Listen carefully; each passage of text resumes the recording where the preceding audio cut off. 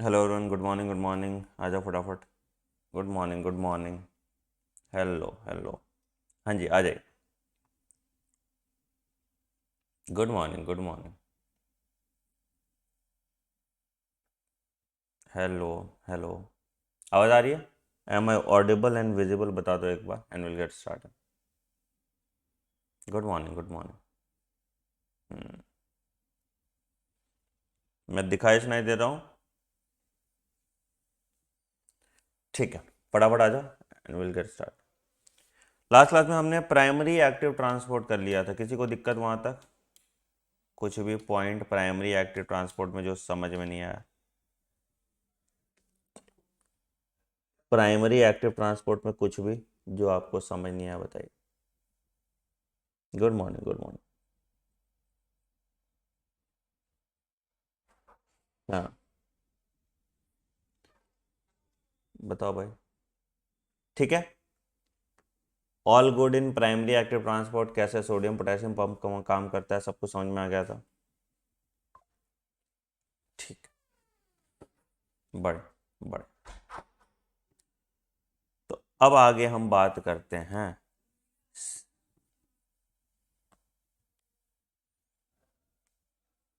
अब बेटा, कोई भी प्रॉब्लम हो ना जो ऐप वैप से रिलेटेड, ठीक है, कोई भी ऐप वैप से रिलेटेड प्रॉब्लम हो तो एक ईमेल आईडी बता देते। देखो, support@anandmani.in। यहाँ पे आप ईमेल कर दीजिए, 24 घंटे में टीम आपको रिप्लाई कर दे। कोई भी दिक्कत है, ठीक है?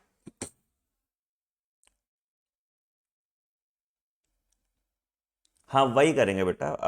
जो भी टाइम है ना, टाइम कंसेंसस के साथ। अभी तो तुम्हारा क्लास तुरंत स्टार्ट नहीं करेगा ना। जब क्लास स्टार्ट होगा तो तुम्हारे कॉलेज के टाइम के हिसाब से उसका शेड्यूल कर दिया जाएगा। टेंशन मत लो, बिना बच्चे के थोड़ी पढ़ाऊंगा। सबका कॉलेज का टाइम सेम ही होगा। तो अगर मान लो 4 बजे कॉलेज खत्म होगा तो 4:30 कर देंगे। 4:30 कॉलेज खत्म होगा तो 5 बजे कर देंगे। कोई दिक्कत नहीं। ठीक है, समझ में आया? हम्म, तो टेंशन नहीं नको लेने का। हम्म, ठीक। एक बार वो मैनीटॉल वाला पॉइंट समझाओ जाओ। मैनीटॉल बेटा क्या था ना, समझो। समझो, अगर आपको सेरिब्रल एडिमा है। सेरिब्रल एडिमा समझते हो क्या होता है? सेरिब्रल एडिमा है। क्या मतलब है सेरिब्रल एडिमा का? हाँ जी। सेरिब्रल एडिमा का क्या मतलब है? अब पढ़ लेते हैं बाद में इंक्वायरी। सेरिब्रल एडिमा का क्या मतलब है बेटा? अगर तुम्हारे ब्रेन में कहीं पे फ्लूइड फिल्ड हो गया, एडिमा मतलब कहीं पे फ्लूइड फिल्ड हो गया। तो अगर मान लो तुम्हारा कहीं पे फ्लूइड फिल्ड हो गया, ठीक है, अच्छा, अब मेरे पास क्या है यहाँ पे? यहाँ पे मेरे पास है ब्लड ब्रेन बैरियर। तो यहाँ ब्लड है और यहाँ पे है मेरे पास ब्लड ब्रेन बैरियर। अब यही जो सेरिब्रम के आसपास है, यहाँ पे फ्लूइड फिल्ड हो गया, है ना? ये यहाँ पे सेरिब्रम के आसपास क्या हो गया? यहाँ पे फ्लूइड फिल्ड हो गया। तो अगर हमको इस फ्लूइड को ब्लड में ले जाना है तो हमको ब्लड का कंसेंट्रेशन बढ़ाना पड़ेगा। तो हम क्या करते हैं? हम यहाँ पे इंट्रावेनसली, यानी ब्लड में हम यहाँ क्या दे देते हैं? यहाँ पे कर देते हैं हाइपरटोनिक सॉल्यूशन दे देते हैं। यहाँ हम क्या करते हैं? यहाँ हम हाइपरटोनिक सॉल्यूशन दे देंगे। तो हाइपरटोनिक सॉल्यूशन दोगे तो क्या होगा? ये यहां से, ये यहां से, ये यहां से, ये यहां से क्या करेगा? सारा लिक्विड ले लेगा, है ना? तो इससे क्या हो जाएगा? स्वेलिंग कम हो जाएगी, एडिमा खत्म हो जाएगा, फ्लूइड निकल जाएगा। समझ में आया? समझ में आया? पढ़े। हाँ, भेज देंगे, भेज देंगे। हाँ, कोई दिक्कत नहीं आता, एक बार थम्स अप दो फिर आगे बढ़ते हैं, एक बार थम्स अप दे दो फिर आगे बढ़ते हैं।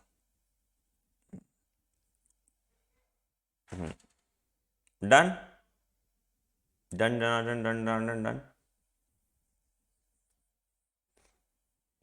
बढ़िया। चलो अब स्टार्ट करते हैं। हमने कल प्राइमरी एक्टिव ट्रांसपोर्ट देख लिया था, आज हम सेकेंडरी एक्टिव ट्रांसपोर्ट देखेंगे। आज हम सेकेंडरी एक्टिव ट्रांसपोर्ट देखेंगे। ध्यान से सुनना, इंपॉर्टेंट चीज है। उसके बाद फिर ट्रांसपोर्ट इन वेहिकल्स भी देखना है, ठीक है? तो अच्छे से सुनना। ये तुम समझो एक तरह से फर्स्ट ईयर का ही पढ़ रहे हो, क्योंकि फर्स्ट ईयर में एग्जैक्टली यही पढ़ोगे, ठीक है? तो ये वाला पार्ट जब मैं पढ़ाऊंगा तो उतना डिटेल में नहीं पढ़ाऊंगा जितना अभी पढ़ा रहा हूँ, तो ध्यान से सुनना, ठीक? हाँ, उसका फैन थोड़ा कम कर दो।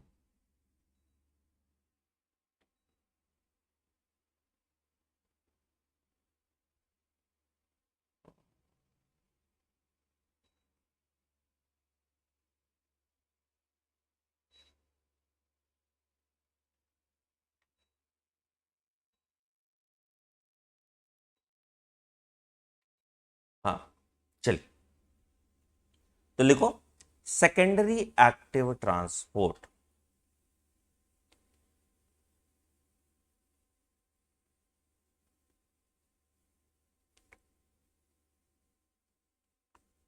एक्टिव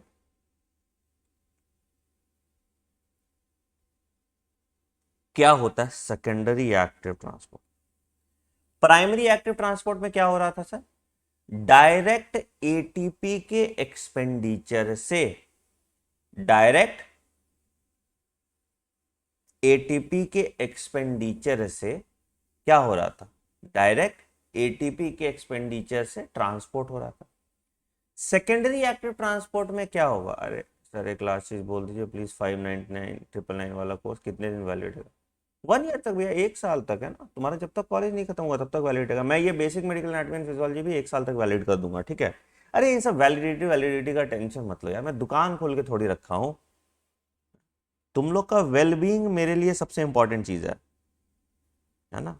ये सब चीज का टेंशन मत लो, जो वैलिडिटी दिख रहा है वो बदल जाएगा, लोड मत लो इसके लिए। हमारा अभी ऑब्जेक्टिव है कि हम फर्स्ट ईयर में अच्छा स्कोर करें, ठीक है? मुझे भी अब इवेंचुअली पीजी में ही शिफ्ट करना है ना, मैं यूजी बहुत कम ही पढ़ा रहा हूँ इसी कारण से कि मैं भी पीजी पढ़ाना स्टार्ट कर दूंगा सिस्टमैटिक तरीके से। तो हमारा ऑब्जेक्टिव बस वही है, ठीक है? टेंशन यार। कूपन कोड क्यों वैलिड है 48 आवर्स तक? उसका रीजन है, इसको हम 15 अगस्त तक स्प्रेड कर देंगे। समझो क्या हुआ है, जितने बच्चों ने 2000 वाला कोर्स लिया, ठीक है, 1999 वाला कोर्स लिया, basic medical anatomy and physiology वाला, जो तुम लोग हो, ठीक है, तुम लोगों के लिए ये कूपन कोड बनाया है हमने, ठीक है, फ्रीडम 40। तो अब उसमें क्या है कि फिक्स्ड यूजर्स का टाइम दिया है। तुम सोचो ना, 6000 रुपये में ये कोर्स बनाना बहुत डिफिकल्ट था, ठीक है? तो सिर्फ तुम लोगों के लिए इसको 6000 का किया है, इसीलिए मैंने इसको कम दिन के लिए कूपन कोड को रखा है। रीजन क्या है? कल को ये कूपन कोड फैल गया, ज्यादा बच्चे यूज करने लगे, तो जिन्होंने कोर्स नहीं भी लिया है ना, वो भी यूज करने लगेंगे ये कूपन कोड, ठीक है? तो इसीलिए बेटा मैंने उसको इतना ही वैलिड रखा था, ठीक है? मैक्सिमम मैं ये कर दूंगा कि इसको 15 अगस्त तक वैलिड कर दूंगा, ठीक है? तब तक ले लेना। उसके बाद 9999 का होगा, 999 का कभी भी ले लेना, कोई दिक्कत नहीं है, ठीक है? चलो अब पढ़ाने दो यार। अब मुझे सुबह सुबह तुम लोग बनिया का दुकान बना देते हो, ऐसे इंक्वायरी इंक्वायरी करने लगते हो। चलो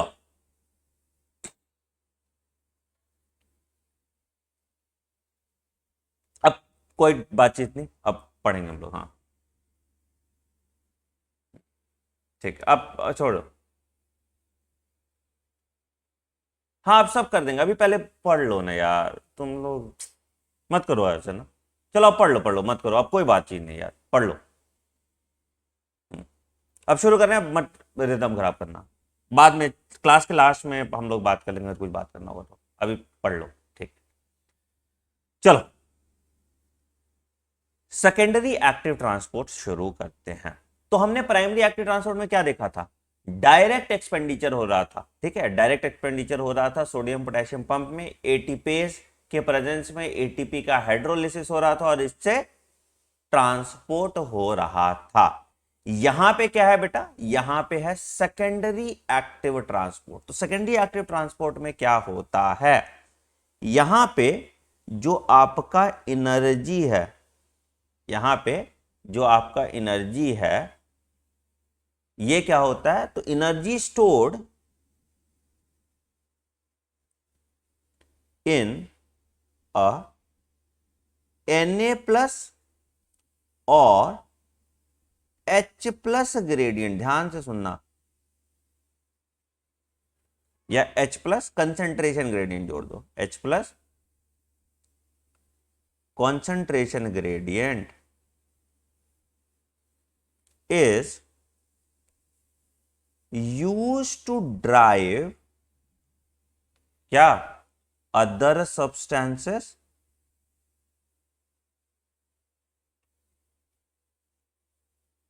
across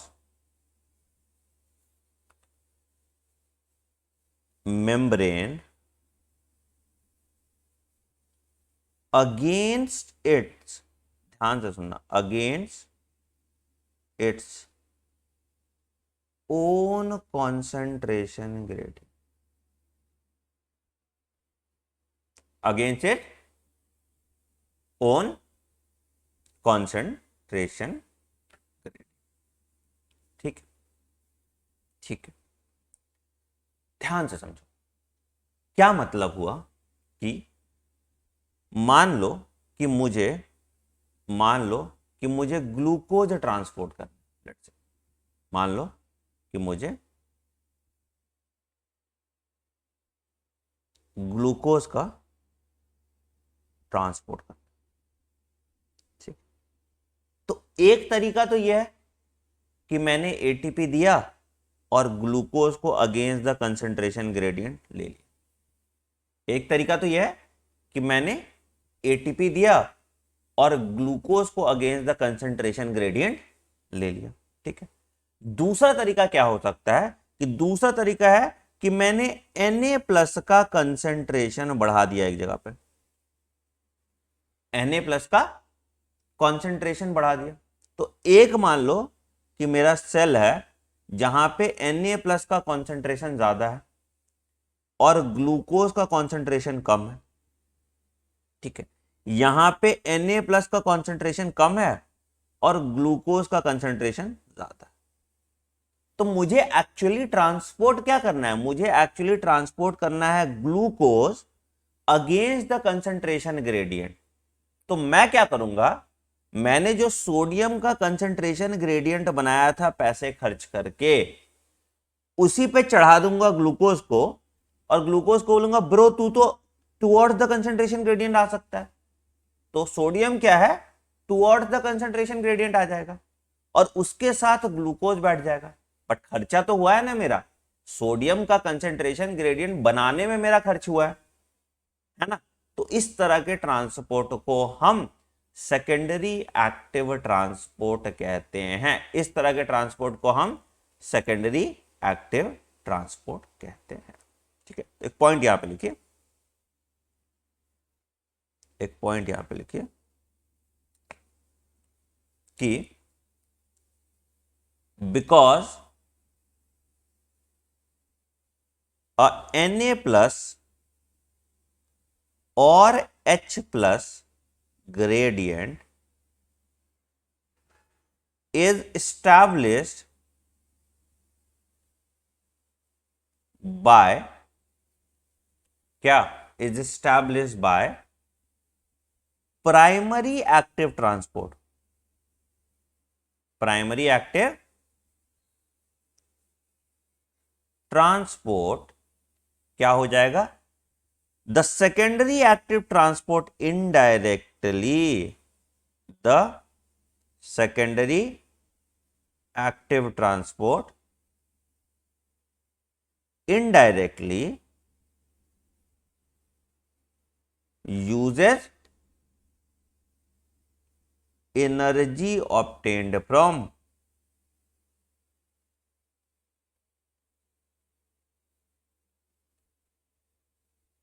हाइड्रोलिसिस ऑफ एटीपी। समझ में आया?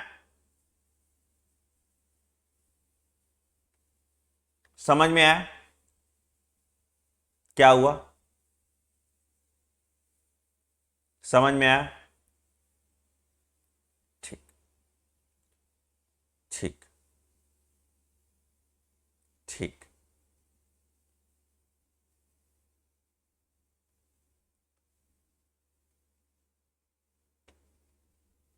चलो एक इसका इलस्ट्रेशन समझते हैं, क्या होता है, कैसे होता है। ठीक। तो ध्यान से देखो, ध्यान से देखो, मेरे पास था सोडियम पोटेशियम पंप था। तो ये मान लो कि मेरा लिपिड बाइलेयर है और यहां पे था मेरा sodium potassium pump, Na+ K+ pump. ठीक। अब ये जो मेरा Na+ K+ पंप है, ये एटीपी का इस्तेमाल कर रहा है और क्या कर रहा है, 3 Na+ यहां ले आया और 2 K+ अंदर ले आया, है ना। ये ECF है और ये ICF है। तो हम यहां पे क्या हो रहा है, Na+ के लिए कॉन्सेंट्रेशन ग्रेडियंट बना के रख रहे हैं। Na+ के लिए हम कॉन्सेंट्रेशन ग्रेडियंट बना के रख रहे हैं, हाँ या नहीं? हाँ या नहीं? तो यहां पे Na+ का कॉन्सेंट्रेशन ग्रेडियंट है। अभी वैसे ही है कि डैम में पानी स्टोर करके तुम रख रहे हो, है ना। तो जैसे दरवाजा खोलोगे भड़ाक से पानी अंदर आएगा। तुमने देखा है ना कि जैसे ही हम वोल्टेज गेटेड चैनल सोडियम का खोलते थे, rapid influx of sodium ion होता था। समझ में आया? समझ में आया? समझ में आया? तो अगर हमको कोई और सामान भेजना है, लेट से हमको कोई और सामान भेजना है, तो हम उस सामान को क्या कहेंगे, बोलेंगे भैया तुम सोडियम के साथ बाइंड कर दो। सोडियम के स्पीड के साथ वो सामान भी इधर ही आ जाएगा। सोडियम के स्पीड के साथ क्या होगा, वो सामान भी इधर ही आ जाएगा। ठीक है। तो क्या होता है, तो क्या होता है अगर मान लो कि मुझे कुछ भी कराना है, ठीक है, तो यहां पे क्या हुआ कि the concentration gradient is maintained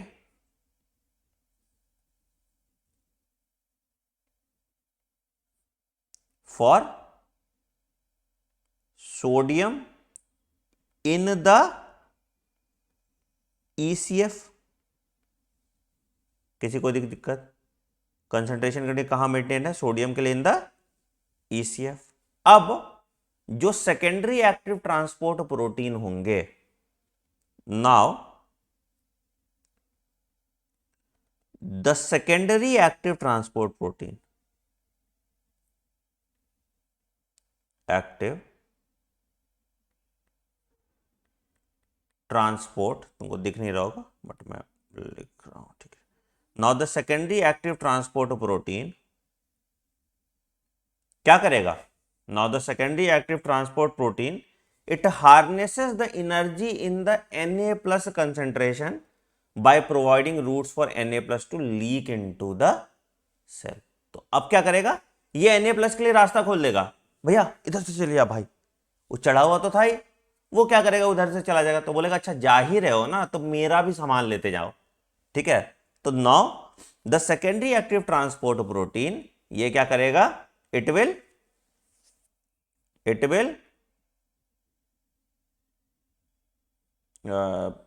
harness the it will harness the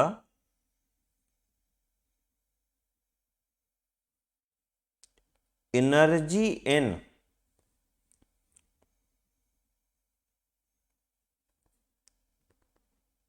Na plus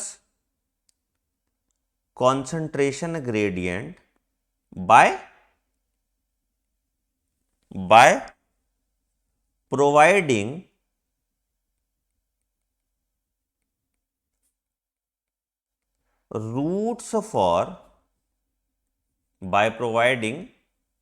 roots for क्या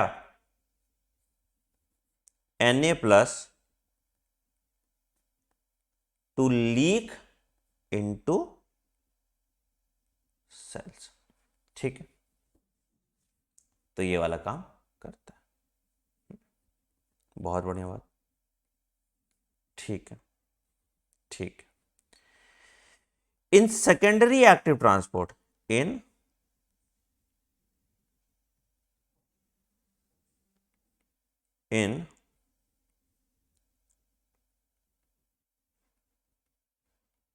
secondary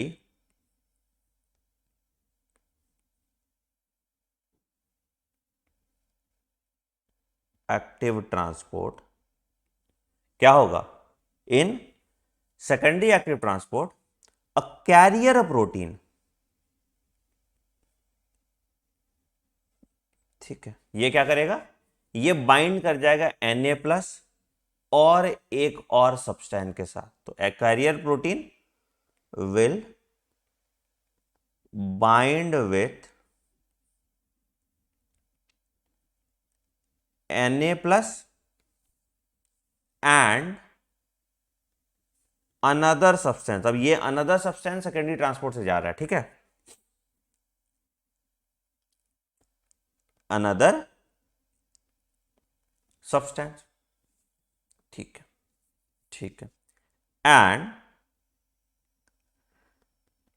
then changes its shape. किस तरह से? ताकि दोनों साथ पार कर जाए, है ना। Changes its shape so that both substances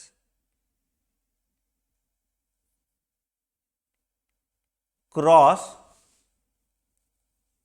क्या करेगा? Cross the membrane at the same time.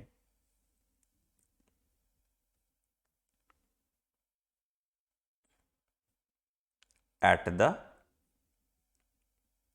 Same time, ठीक है। अच्छा, किसी बच्चे ने पूछा सवाल कि सर इसकी क्या जरूरत है? अगर हम प्राइमरी एक्टिव ट्रांसपोर्ट तो है ही, इतना तामझाम करने की क्या जरूरत है कि हम सेकेंडरी एक्टिव ट्रांसपोर्ट के थ्रू लें? तो बेटा देखो, इसका सवाल का बहुत बेसिक सा जवाब देता हूं, बहुत सिंपल सा जवाब, ठीक है। तुम आज एक रिटेल शॉप पे गए और जाके डायरेक्टली खरीद लिए, कुछ भी खरीद लिया, दही खरीद लिए मान लो, ठीक है, दही खरीदे, ठीक है, तुमने रिटेल शॉप से खरीद लिया, तुमने पैसा दिया, तुम्हारे पास दही मिल गया। तो टेक्निकली दही के मालिक, मदर डेयरी या कोई भी डेयरी है जो भी तुम्हारे यहाँ चलता है, उसको तो डायरेक्टली शॉप को ही दही भेज देना चाहिए। वो इतना तामझाम क्यों करता है? पहले होलसेलर को बेचता है, फिर होलसेलर रिटेलर को बेचता है डिस्ट्रीब्यूशन के लिए, और इसलिए कि जब बल्क में जाएगा तो सस्ता होगा।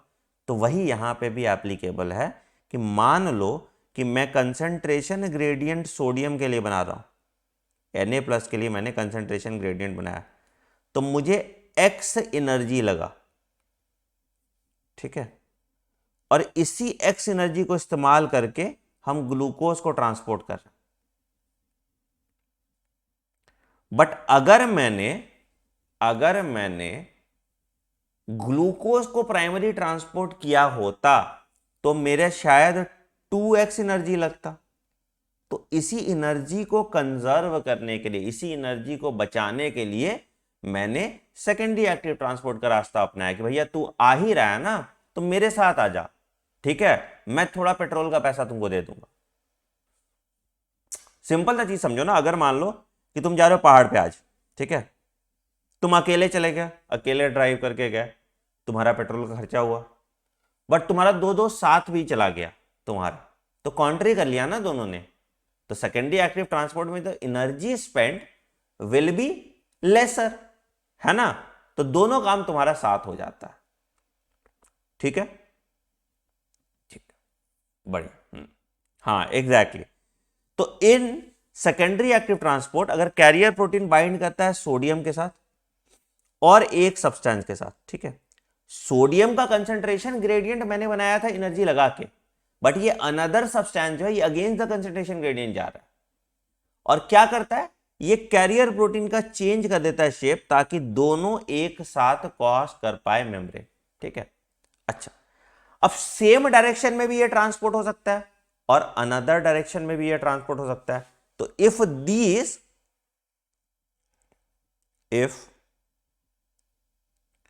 these transporters, if these transporters move two substance in the same direction,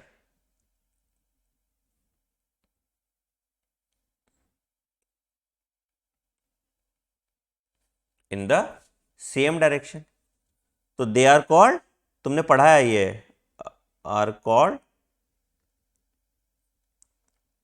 symporters, they are called symporters. But and if these transporters move two substance in opposite direction, they are called antipoters. हाँ, called antipoters। ठीक है, तो सिम्पोटर क्या हुआ, मान लो कि ये carrier protein है और इस कैरियर प्रोटीन से दोनों सेम डायरेक्शन में आ गए, तो ये सिम्पोटर। ठीक है, यहां एंटीपोटर्स मतलब क्या हुआ, इस कैरियर प्रोटीन से एक इस डायरेक्शन में गया और एक इस डायरेक्शन में गया, but at the same time, तो इसको हम एंटीपोटर्स कहते हैं, इसको हम एंटीपोटर्स कहते हैं। ठीक है, ठीक है, ठीक है, लिखिए प्लाज्मा मेम्ब्रेन, एग्जाम्पल लिखो,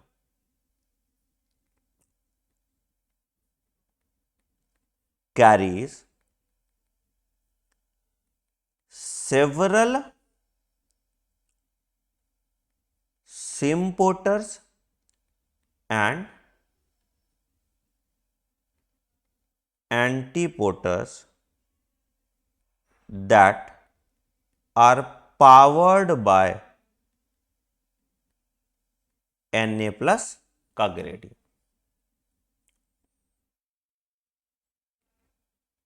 ठीक है, जैसे एक एग्जाम्पल देखो,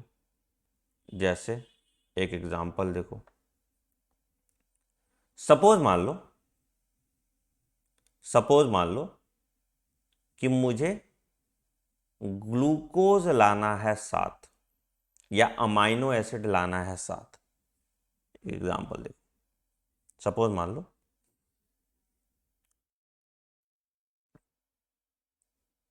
सिम्पोर्ट्स का एग्जाम्पल देखो। ठीक है, अब यहां पे मेरा कैरियर प्रोटीन है,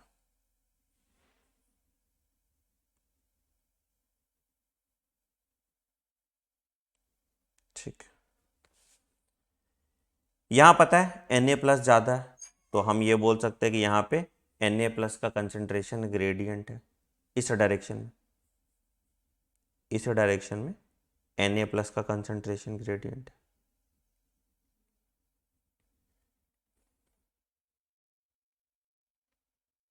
ठीक है, बहुत अच्छी बात। अब क्या हो रहा है कि जब Na प्लस को मैं लेके यहां से यहां आ रहा हूं, मैंने क्या किया, साथ के साथ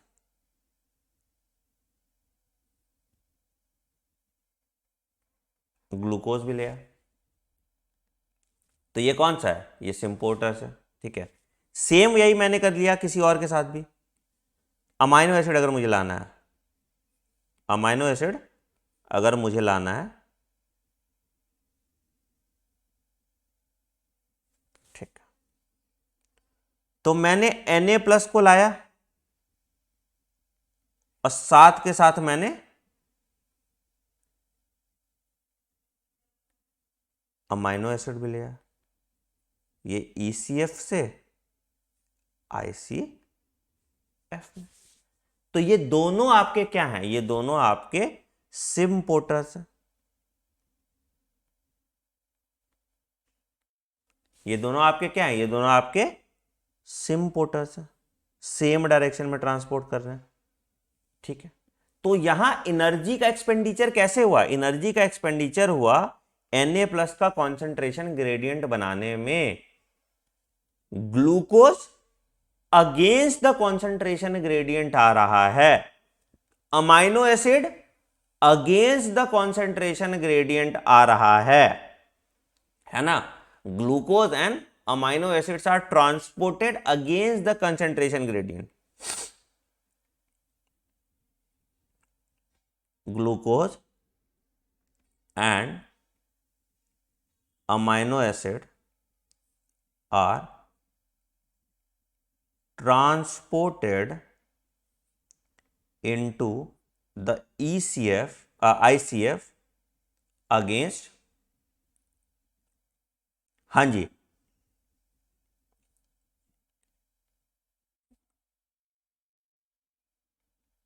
द कॉन्सेंट्रेशन ग्रेडियंट। जहां भी सेल के अंदर हमको सामान लाना है वहां पे हम सोडियम का सिम्पोर्टर यूज करेंगे। क्यों?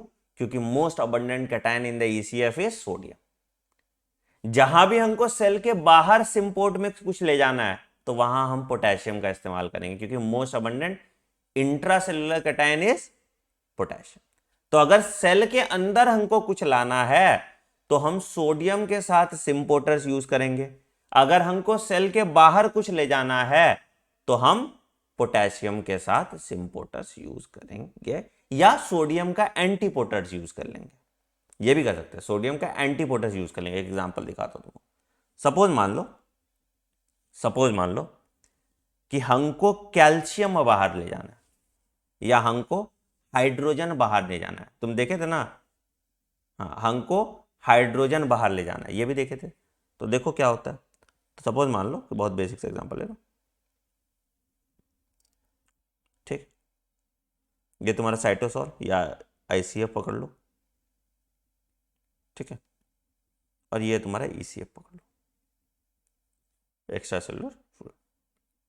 अब देखो मैंने क्या किया, एक कैरियर प्रोटीन लिया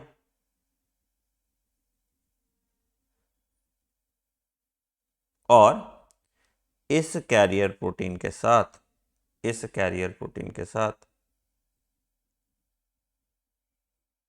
एक और ले लिया कैरियर। तो अब मेरे पास सोडियम का ग्रेडियंट है, कहां पे, यहीं पे, यही इसी डायरेक्शन में सोडियम का ग्रेडियंट है, Na+ ग्रेडियंट, ठीक है। तो मैंने क्या किया कि मैंने Na+ को यहां से यहां लाया, बट जब मैं Na+ यहां से यहां ला रहा था तो यहां से बाहर मैंने कैल्शियम भेज दिया, पुली की तरह। पुली समझते हैं ना, ऐसे घूमेगा तो इधर से सामान भेजोगे तो उधर का आ जाएगा, या इधर से रस्सी खींचोगे तो इधर का आ जाएगा। समझ में आया? सेम इस केस में भी देखो, मैंने Na+ इधर लिया और इसके साथ के साथ मैंने साइमल्टेनियसली H+ बाहर भेज दिया। तो इस तरह को हम बोलते हैं एंटीपोर्टर्स।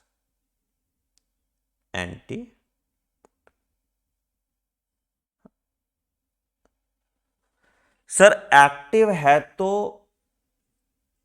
प्लस ECF में जाएगा ना, Na+ ECF में जाएगा ना, एक्टिव है तो Na+ एक्टिवली नहीं जा रहा भाई, कैसे बताऊं मैं, समझो, गलत गलत समझ दो। मैंने ECF में Na+ भेजा वाया प्राइमरी एक्टिव ट्रांसपोर्ट, मैंने ECF में Na+ भेजा वाया प्राइमरी एक्टिव ट्रांसपोर्ट, ये मैंने भेज के रख लिया। अब जब मैं इसको ICF में भेज रहा हूं तो मुझे एनर्जी नहीं स्पेंड करना है। अब जब मैं इसे ICF में भेज रहा हूं Na+ को, यहां से Na+ जब यहां से आ रहा है तो नो एक्स्ट्रा एनर्जी, बट शुरू में तो मेरी एनर्जी लगी थी ना, तो जो भी इस Na+ के साथ आ रहा है अगेंस्ट द कंसंट्रेशन ग्रेडियंट आ रहा है, उसके बिल तो मैं फाड़ूंगा। उसका बिल ये है, आई बात समझ में? उसका बिल कौन सा है? उसका बिल यहां पे है। कौन देगा Na+ का बिल? कौन देगा Na+ का बिल? सपोज मान लो, एक बहुत बेसिक सा एग्जांपल समझाता हूं। तुम यहां से नैनीताल गए, समझो, तुम यहां से नैनीताल गए, या और इजी करते हैं, हाँ हाँ, अभी समझ जाओगे, अभी समझ जाओगे बेसिक एग्जांपल से। देखो, ठीक है, क्या किए, मान लो कि एक पुली है, यहां ये पहाड़ है, ये एक पहाड़ है,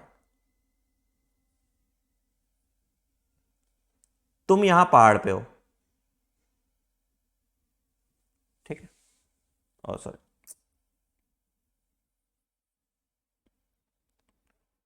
पहाड़ देखिए जरा, एक पहाड़ है और तुम यहां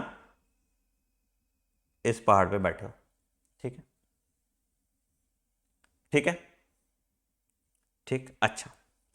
अब क्या हुआ, तुम्हारा कैब वाला था जिसका नाम था सोडियम, कैब वाला था, कैब वाला, ये यहां पे Na+ है, इसका नाम था सोडियम, ठीक है।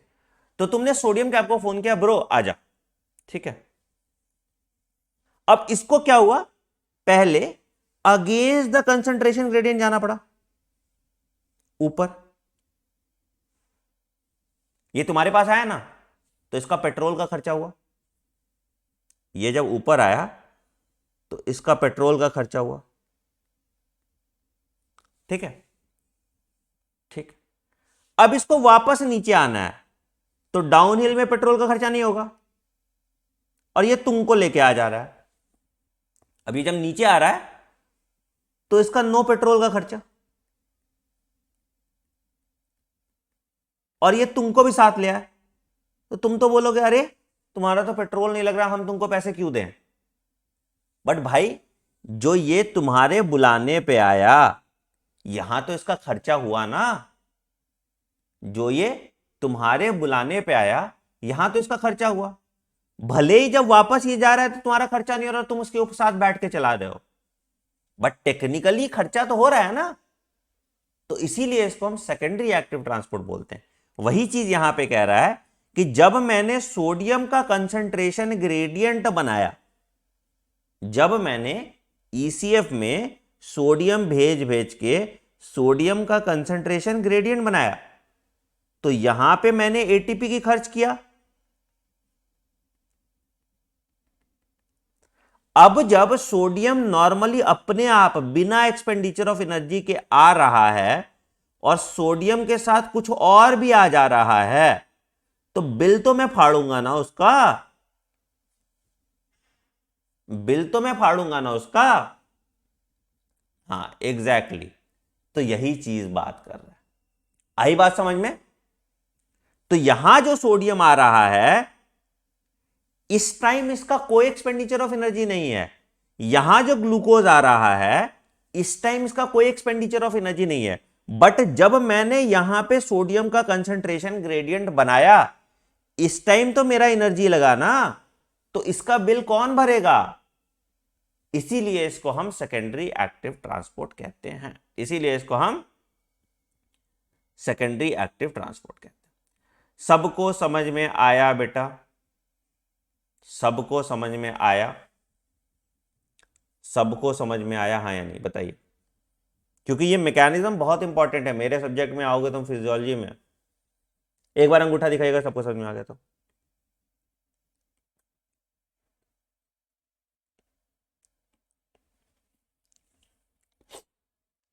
इसीलिए तुम लोगों को हम फर्स्ट ईयर का कोर्स इस तरह से बैठा के पढ़ाते हैं, मतलब मेरे तरह से जैसे मैं पढ़ा रहा हूँ ना, इस तरह से। अब होता क्या है, तुम्हारे कॉन्सेप्ट अभी वीक रह जाते हैं, ठीक है। तो और कोई टीचर क्या होगा ना, ये कोर्स जो हम लोग जब पीजी के लिए पढ़ाते हैं तो 10 मिनट में पढ़ाते हैं, ठीक है। हम ऑलरेडी 1.5 घंटे से ये पढ़ रहे हैं, पिछले 1.5 घंटे और इसको मिला के, है ना। इसीलिए कि तुम्हारे ये कॉन्सेप्ट स्ट्रांग हो जाए। जब तुमने इसको कंप्लीट कर लिया ना, ये बेसिक एनाटॉमी एंड फिजियोलॉजी, तब हमारी स्पीड पकड़ लेगी, तब सारे कॉन्सेप्ट तुम्हारे सॉर्ट हो जाएंगे, ठीक है। ए तो सिम्पोटर हुआ, एंटीपोटर एक बार समझा दीजिए कैसे वर्क कर रहा है। देखो, हाँ ठीक है, एंटीपोटर्स में क्या हुआ समझो। सेम चीज, सेम चीज, सेम चीज। हमने क्या किया, हमने क्या किया, मान लो ये कैरियर प्रोटीन, ठीक है। इसने क्या बोला, पुली समझते हो, कि मान लो कि मैंने ऐसे किया, ठीक है, एक पुली है, और पकड़ लो, लेट से यहां पे कोई सामान है, कुछ ऐसा हो, ठीक है। लेट से यहां पे कोई सामान है, या इधर कहीं और भी, कहीं और लगा दो, एक एक सामान यहां पे और एक सामान यहां पे, लेट से, ठीक है। दो पुली लगेगा वैसे, ठीक। मैंने क्या किया कि एक सामान यहां पे लगा दिया, ठीक है, और इसको झूला दिया, भारी सामान था तो ये खींचा, नीचे गया, है ना। ये नीचे गया तो एक सामान मेरा ऊपर चला गया, उल्टा डायरेक्शन में। तो ये तुम्हारा पुली की तरह काम करता है। नहीं होता जैसे कभी तुम उसमें देखो ना, जब पानी भरते हो बहुत पुराने टाइम में, तो क्या होता था कि कुआं है, कुआं पे एक वो लगा रहता है, एक बांस सा डंडा सा लगा रहता है, जिसके यहां पे खूब सारा वजन होता है, ठीक है। अब हम क्या करते हैं, ऊपर डालते हैं इसको ऐसे, यहां पे बाल्टी, और उसके बाद इसको नीचे कर देते हैं। नीचे करते ही अपने आप नीचे होता है, इसको ताकत नहीं देता। तो जब ये नीचे जाता है तो ये ऊपर चला जाता है। वैसे ही एंटीपोटस काम करता है कि जब, जैसे ही मैंने सोडियम को यहां भेजा, तो Na+ का यहां भी कॉन्सेंट्रेशन ग्रेडियंट बनाया था, तभी तो सोडियम इधर आया ना। तो फटाक से कुछ और इधर बाइंड कर गया था उसके शेप के साथ, और ये यहां पे आ गया, है ना। तो इस तरह से काम करता है, मतलब एक चीज को नीचे किया तो दूसरा चीज ऊपर चला गया, और तभी दोनों साथ लटक के बैठा हुआ था, है ना। या कोई एक भारी इंसान है, उसको एक तरफ से पेड़ पे पकड़ा दो, सपोज मान लो ऐसे कर लो, कि मान लो एक पेड़ का डाला है, ठीक है, या मग्गा है, कुछ भी पकड़ लो, ठीक है। तो अब यहाँ पे मान लो कि यहाँ पे एक पुली लगा दिया मैंने, ठीक। अब मैंने क्या किया, एक एकदम भारी इंसान को यहाँ पे रखा, मतलब मान लो कंसंट्रेशन ग्रेडियंट है, बहुत भारी इंसान है, इतना बड़ा भारी इंसान, ठीक है। और यहाँ पे एक छुटकू इंसान रखा हुआ, ठीक है। तो अब इस भारी इंसान को चढ़ाने में तो मुझे एनर्जी लगा। अब मैंने क्या किया, इसको नीचे खींचा तो ये ऊपर चला जाएगा, हाँ या नहीं। इसको नीचे खींचा तो ये ऊपर चला जाएगा। तो वही चीज है यहां पे भी। तो सोडियम का कंसंट्रेशन ग्रेडियंट तो मैंने बनाया था ना, यहां मेरा एनर्जी का एक्सपेंडिचर हुआ था। अब मैंने जब सोडियम को नीचे भेजा तो कैल्शियम अपने आप ऊपर आ गया, बिल्कुल लाइक हैंड पंप भी, है ना। हाँ, सो सिम्पोटर और एंटीपोटर एक साथ हो सकता है, एक बार में दो मॉलिक्यूल ही जा सकते हैं, ठीक है। चाहे वो साथ जाएगा, चाहे वो एंटी जाएगा, तो या तो सिम्पोर्ट होगा या एंटीपोर्ट होगा, साथ नहीं हो सकता, ठीक है। चल, अब आइए इसका क्लिनिकल कोरिलेशन एक पढ़ते हैं, ठीक है। एक दवाई आता है जिसको कहते हैं डिजिटलिस, कल कनेक्शन, ठीक है। तो क्या होता है, एक दवाई आता है जिसको कहते हैं digitalis, it is given to patients with heart failure. Heart failure में क्या होता था, याद है?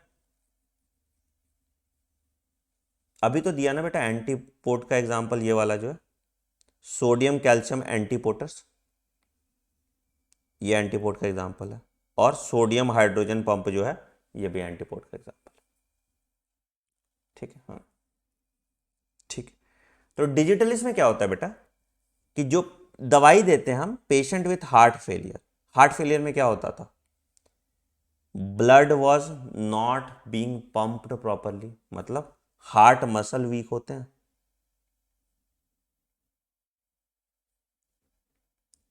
And it's not able to pump sufficient blood. It is not able to pump sufficient blood. Exactly. ठीक है, ठीक है, ठीक है, ठीक है। अच्छा,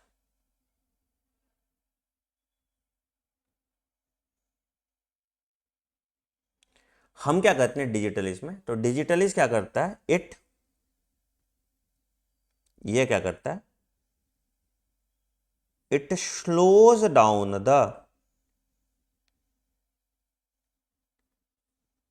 the action of Na+K+ pump. तो मतलब Na+K+ का कंसेंट्रेशन क्या हो गया, कम हो गया, मतलब लेस Na+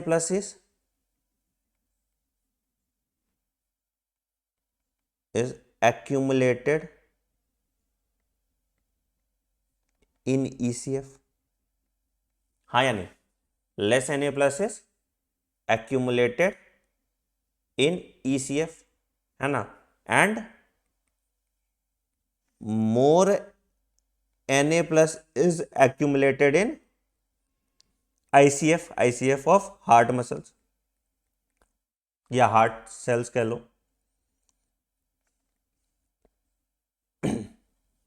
ठीक है, तो कंसंट्रेशन ग्रेडियंट बना नहीं, कम कंसंट्रेशन ग्रेडियंट बना, है ना, तो क्या हुआ, लो Na+ कंसंट्रेशन ग्रेडियंट।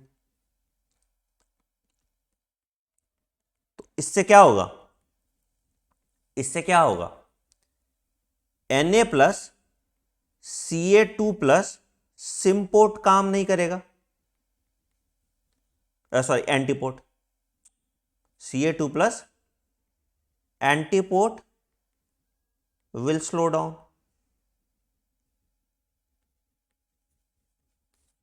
तो क्या हो जाएगा, accumulation of Ca2+ in heart muscle. तो इससे क्या हो जाएगा, स्ट्रॉन्ग कॉन्ट्रैक्शन, कैल्शियम हेल्प करता है कॉन्ट्रैक्शन में, तो इससे क्या हो जाएगा, strong contraction of heart muscle. हाँ या नहीं, हाँ या नहीं, हाँ या नहीं, समझ में आया बेटा? तो इससे क्या हो जाएगा, इससे क्या हो जाएगा, कॉन्ट्रैक्शन बढ़ जाएगा। ठीक है, तो ये तुम्हारा क्लिनिकल कोरिलेशन हो गया। ठीक, समझ में आया सबको? एक बार थम्स अप दो, आगे बढ़ेंगे फिर। समझ में आया सबको? थम्स अप दो, आगे बढ़ेंगे फिर। बढ़िया, एंटीबॉडी काम कर रहा है ना, ये वाला प्रोसेस काम कर रहा है। तो जब Na+ का कंसेंट्रेशन नहीं बढ़ा पाया मैंने, तो कैल्शियम नहीं गया, कैल्शियम नहीं गया तो कैल्शियम मसल कॉन्ट्रैक्शन बढ़ा के रखा। ठीक, अब आते हैं अगला टॉपिक पढ़ते हैं, that is transport in vesicles.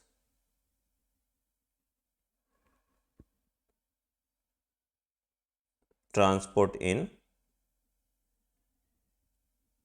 Vesicles, vesicles में ट्रांसपोर्ट कैसे होता है। वेसाइकल पढ़ा है आपने, वेसिकल्स, है ना, आपने पढ़ा था सिस्टर्ने, ट्यूब्यूल, वेसाइकल्स, है ना। तो क्या हो जाता है, छोटा स्पेरिकल सैक है जो सामान को इधर उधर ले जाएगा। ठीक है,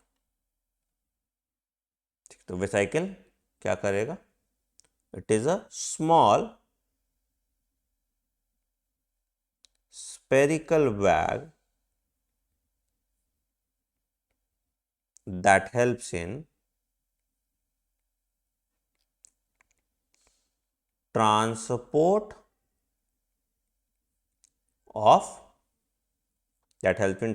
of substances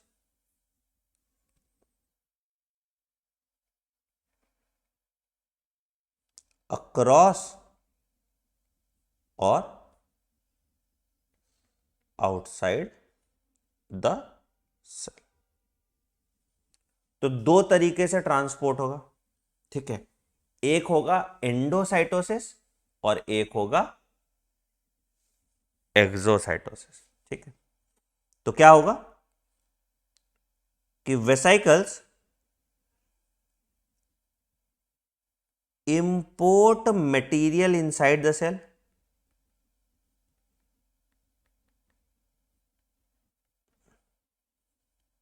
inside the cell,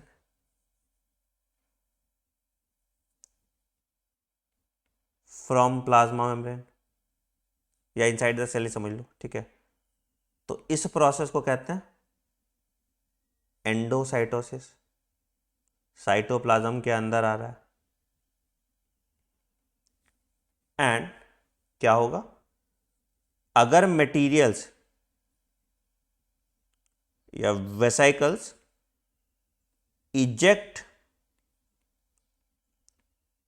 material outside the cell, तो इसको हम कहते हैं एक्सोसाइटोसिस। अगर मटेरियल बाहर जा रहा है सेल के तो एक्सोसाइटोसिस, मटेरियल अंदर आ रहा है सेल के तो एंडोसाइटोसिस। दोनों process, in both these process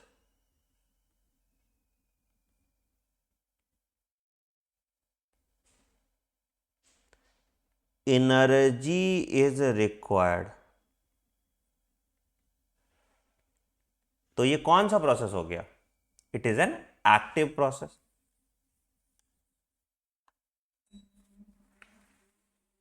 है ना। In both this process energy is required, तो it is an active process.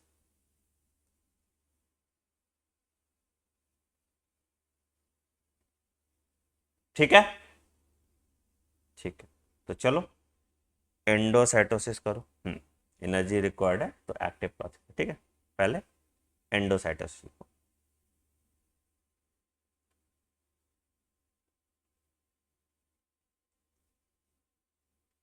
तो एंडोसाइटोसिस तीन तरह का होता है।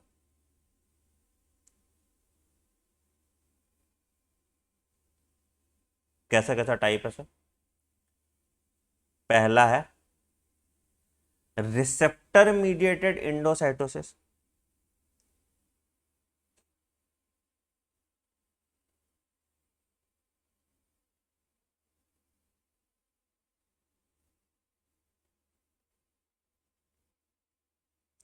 दूसरा है फैगोसाइटोसिस, याद है, इनगल्फ कर लेता है जो डब्ल्यूबीसी। और तीसरा है बल्क फेज एंडोसाइटोसिस, तीसरा है bulk phase endo bulk phase endocytosis. ठीक है, ठीक है, ठीक है, इसका एक एग्जांपल देखते हैं, रिसेप्टर मीडिएटेड एंडोसाइटोसिस का एग्जांपल कैसे काम करता है ये देखते हैं। ठीक है, पाइनोसाइटोसिस इज सेल ड्रिंकिंग बेटा। हाँ, ठीक है, एक एग्जांपल देखो तो प्रोसेस समझ में आएगा तुमको। रिसेप्टर मीडिएटेड एंडोसाइटोसिस का।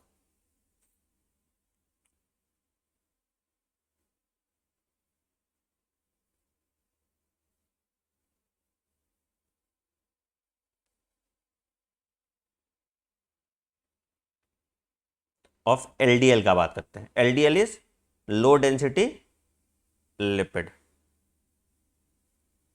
ठीक है, एलडीएल्स की बात करते हैं, इसको बैड कोलेस्ट्रॉल भी।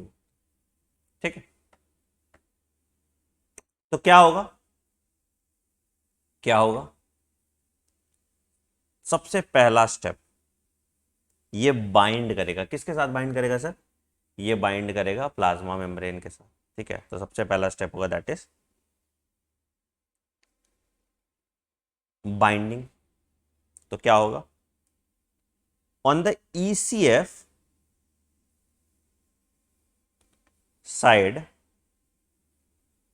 ऑफ प्लाज्मा मेम्ब्रेन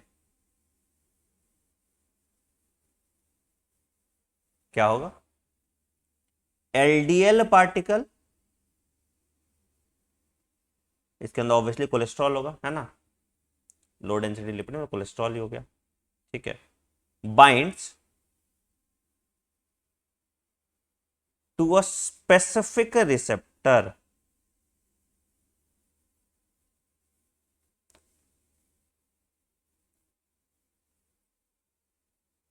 ठीक, किसी एक रिसेप्टर के साथ इसने बाइंड कर लिया। रिसेप्टर कहां पे है, प्लाज्मा मेम्ब्रेन पे पड़ा हुआ है। ठीक है, हम साइड में इसका डायग्राम भी बनाना स्टार्ट कर लेते हैं। ठीक है, तो मतलब सबसे पहला स्टेप क्या हो, अगर मान लो ये सेल है, प्लाज्मा मेम्ब्रेन है, प्लाज्मा मेम्ब्रेन पे इसने बाइंड किया, कहां बाइंड किया, कहां बाइंड किया, रिसेप्टर के साथ। तो ये मान लो कि अगर एलडीएल रिसेप्टर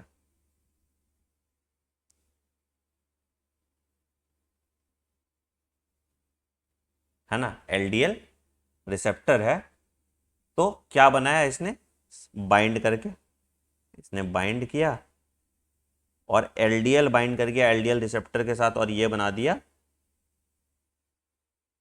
ये बना दिया क्या, कौन सा, LDL receptor complex, LDL receptor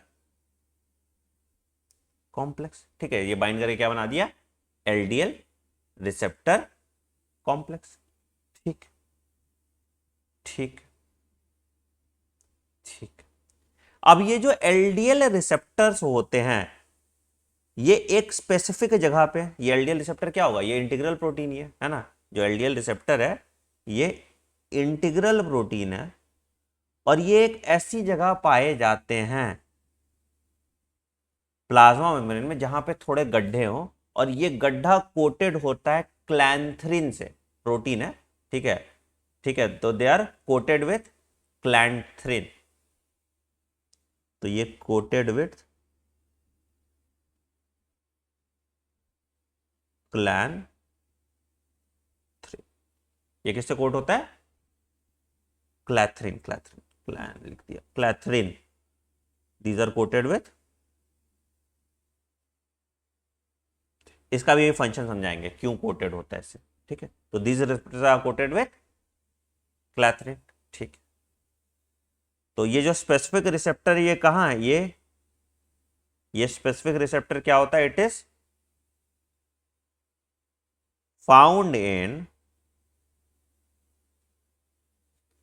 क्लैथरिन coated पिट्स।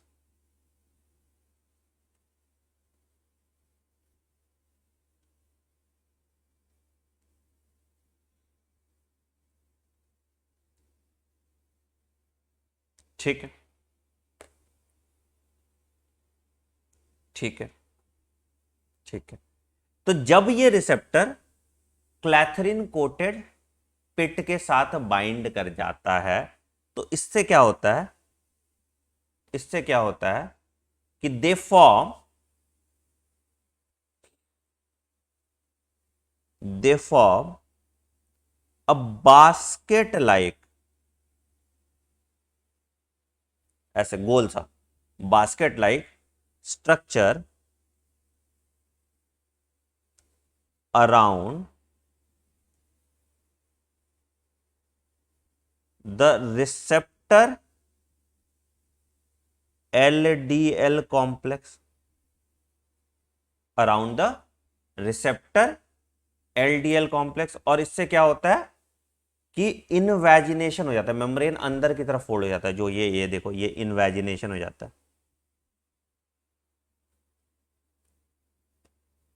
मतलब प्लाज्मा मेम्ब्रेन में अंदर की तरफ कुछ घुस जाता है ना। तो क्या हो जाता है,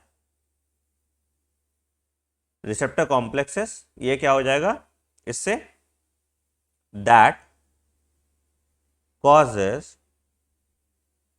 the membrane to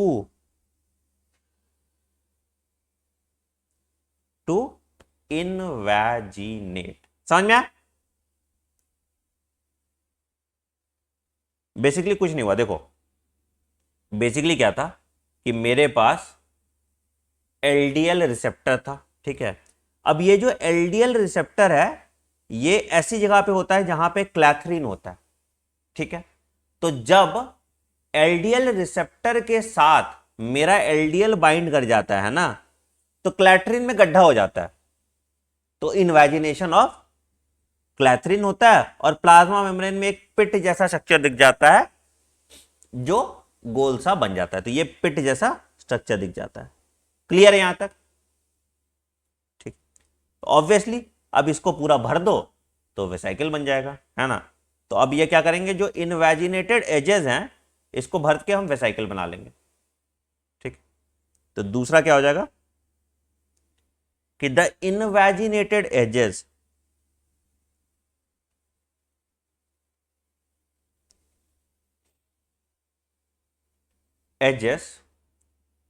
of a membrane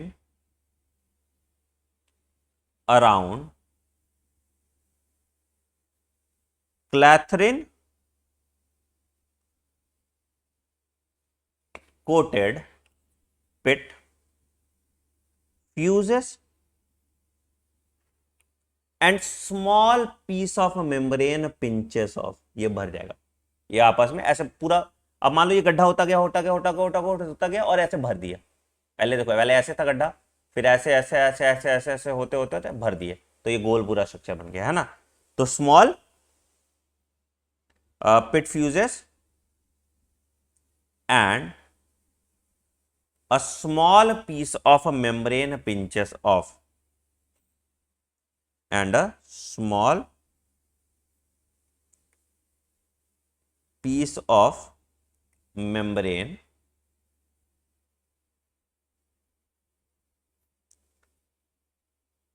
pinches off। ठीक है, ठीक है। तो ये बन जाएगा तुम्हारा लीड्स टू फॉर्मेशन ऑफ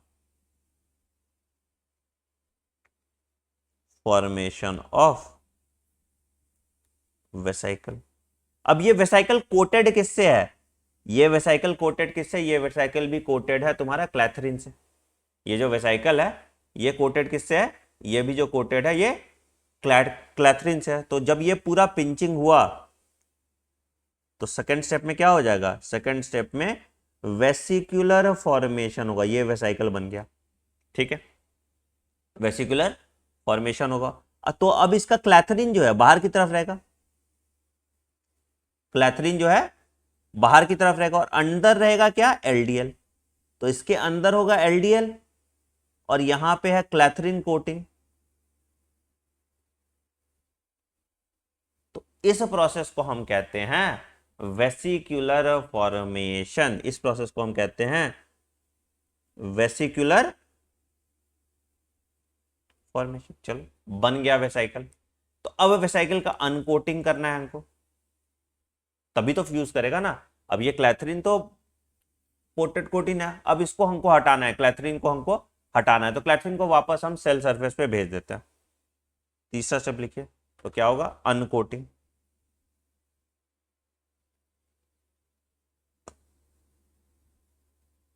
क्या करते हैं हम इस केस में, कि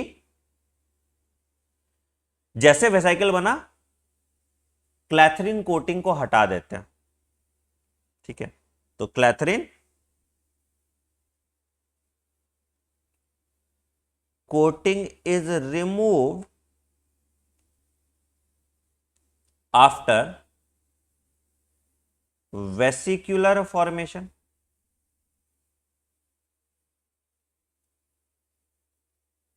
हाँ जी, आफ्टर वेसिकुलर फॉर्मेशन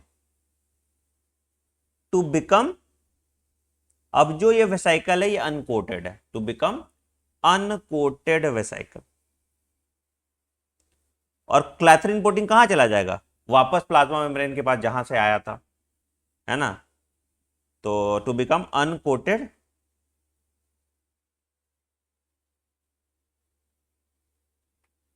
वेसाइकल, ठीक है।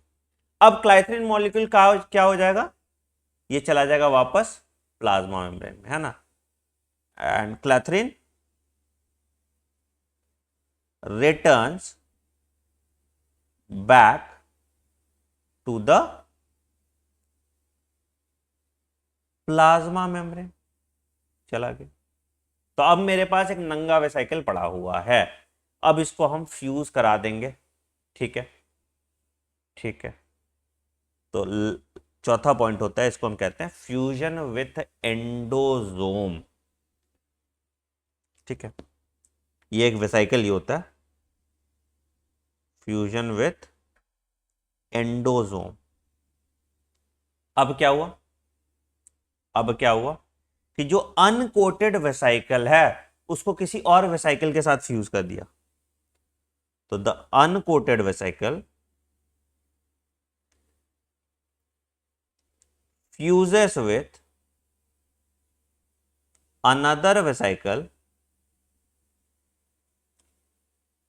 called endosome, called endosome, ठीक है। अब यहां एंडोजोम में क्या होता है कि एलडीएल अपने रिसेप्टर से सेपरेट हो जाता है।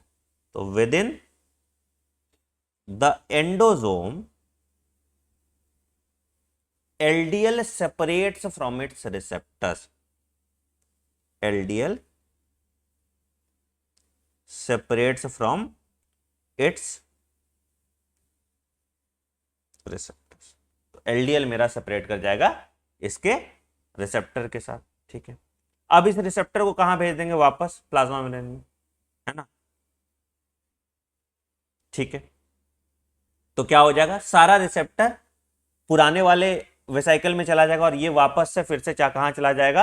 ये वापस से फिर से चला जाएगा कहां पे? ये वापस से फिर से चला जाएगा प्लाज्मा मेम्ब्रेन में, ठीक है। पांचवा स्टेप क्या आ जाएगा तुम्हारा कि recycling of receptors to plasma membrane.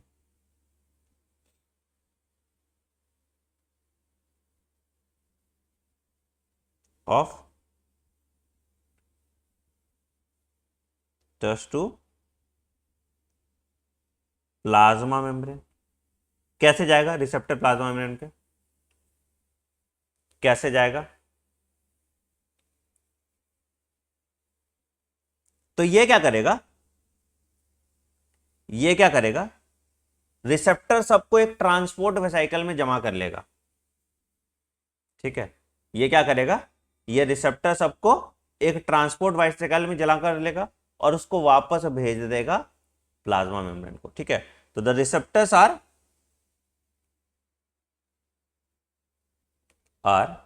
packed in another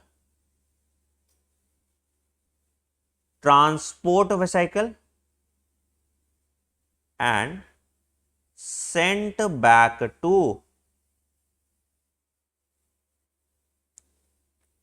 plasma membrane, send back to plasma membrane। अब क्या है? हमको एलडीएल को तोड़ने का काम करना है, तो वो कहां पे होगा? लाइसोसोम में। तो अब हमको सबको कहां जोड़ना पड़ेगा? सबको पहुंचाना पड़ेगा लाइसोसोम में। अभी मैं सब बता दूंगा, पूरा डायग्रामेटिकली बता दूंगा, एक बार मुझे कंप्लीट कर लेने दो एक बार, ठीक है। फिर हम क्या करेंगे, last step that is LDL का डिग्रेडेशन इन लाइजो,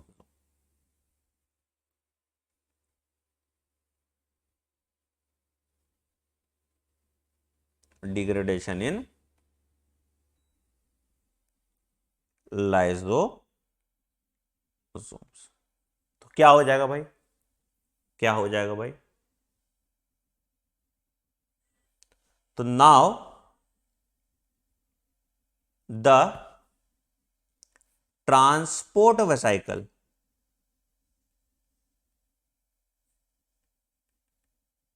विथ एलडीएल क्या करेगा, बट्स ऑफ एंडोसोम से बाहर निकल जाएगा, endosome and binds with lysosome. और यहां लाइसोसोम में क्या हो जाएगा, ब्रेकडाउन ऑफ कोलेस्ट्रॉल, है ना, यहां लाइसोसोम में क्या हो जाएगा, ब्रेकडाउन ऑफ कोलेस्ट्रॉल। तो यहां लाइसोसोम में ब्रेकडाउन ऑफ कोलेस्ट्रॉल होगा,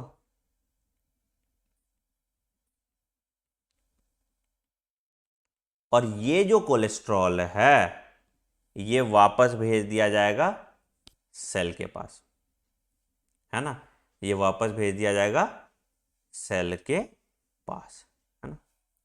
तो breakdown of cholesterol and the smaller particle leaves the lysosome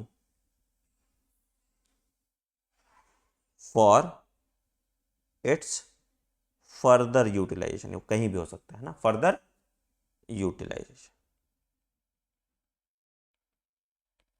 समझ में आया सर, समझ में आया सर, समझ में आया सर, ठीक। आओ एक बार मैं तुमको यही पूरा प्रोसेस डायग्रामेटिकली समझा देता हूँ। चलो सेम डायग्राम जो अभी हम बना रहे थे उसको डायग्रामेटिकली देख लेते हैं, ठीक है। देखो ध्यान से समझना, ये मेरा प्लाज्मा मेम्ब्रेन है, ठीक है, ये मेरा क्या है, प्लाज्मा मेम्ब्रेन है। सबसे पहला क्या हुआ, प्लाज्मा मेम्ब्रेन के पास मेरे पास क्या था, मेरे प्लाज्मा मेम्ब्रेन के पास था, मेरे प्लाज्मा मेम्ब्रेन के पास था एलडीएल रिसेप्टर।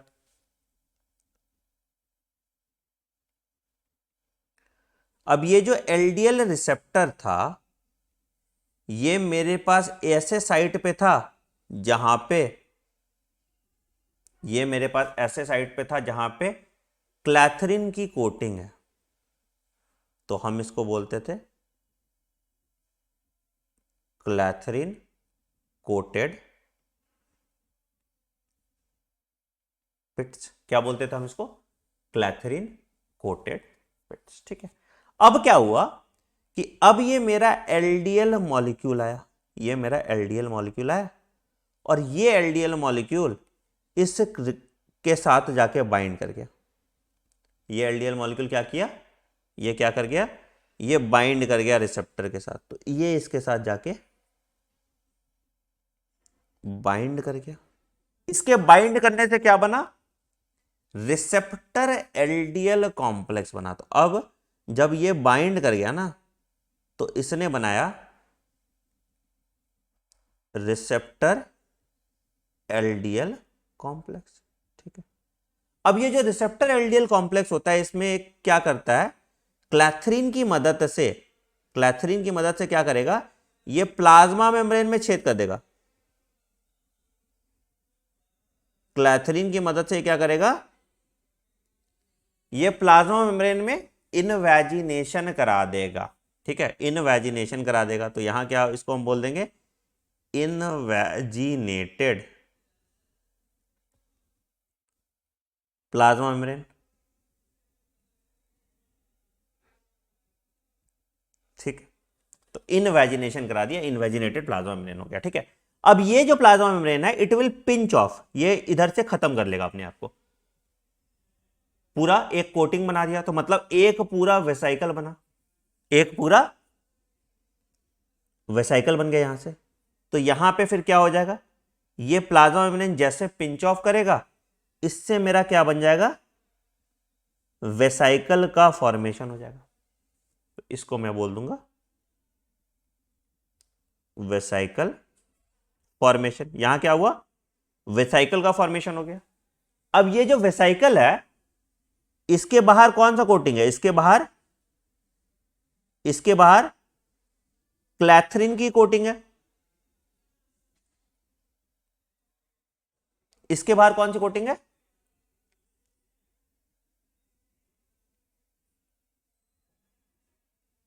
इसके बाहर मेरी कौन सी कोटिंग है, इसके बाहर भी मेरी क्लैथरिन कोटिंग है। ठीक है, अब ये क्लैथरिन कोटिंग को हम रिमूव कर देंगे। इट इज, जब वेसाइकल बन गया, इट इज रिमूव्ड, और इस क्लैथरिन कोटिंग को वापस से हम प्लाज्मा मेम्ब्रेन पे भेज देंगे। क्लैथरिन कोटिंग को हटाया और उसके बाद, हाँ एक ही बात है, क्लैथरिन प्रोटीन को हम कहां भेज देंगे, प्लाज्मा मेम्ब्रेन में वापस भेज देंगे। ठीक है सर, ठीक है सर। तो ये अब जो वेसाइकल है मेरे पास वो कौन सा हो गया, अब जो वेसाइकल आया मेरे पास ये अनकोटेड वेसाइकल है। तो ये मेरे पास अनकोटेड वेसाइकल आ गया। हाँ, तो ये वाला जो वेसाइकल है ये मेरे पास अनकोटेड वेसाइकल है। अब ये अनकोटेड वेसाइकल फ्यूज कर जाएगा, ये फ्यूज कर जाएगा एंडोजोम के साथ। एंडोजोम समझो एक तरह से हब है इनका, कि मान लो कि खूब सारे वेसाइकल्स यहां पे फ्यूज कर सकते हैं। तो ये पकड़ लो, ऐसे करके स्ट्रक्चर है एंडोजोम। एंडोजोम समझो इनका सेंट्रल हब है। तो यहां पे वेसाइकल यहां पे फ्यूज कर गया। ठीक है, ठीक है सर, ठीक है सर, ठीक है सर। अब क्या होगा कि इसके एक ट्रांसपोर्ट वेसाइकल निकलेगा जहां पे रिसेप्टर होंगे, रिसेप्टर वाला ट्रांसपोर्ट वेसाइकल,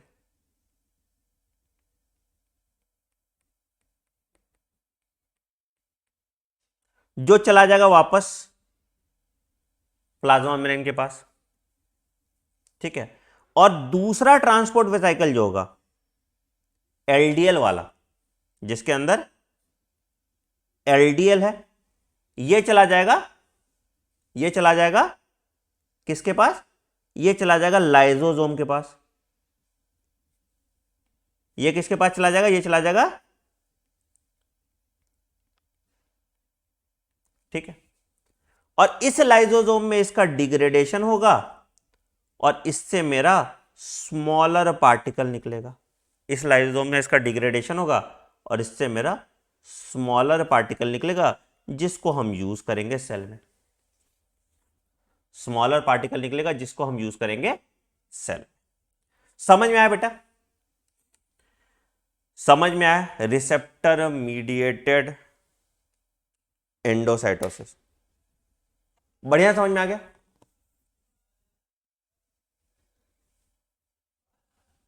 बढ़िया, बढ़िया, बढ़िया,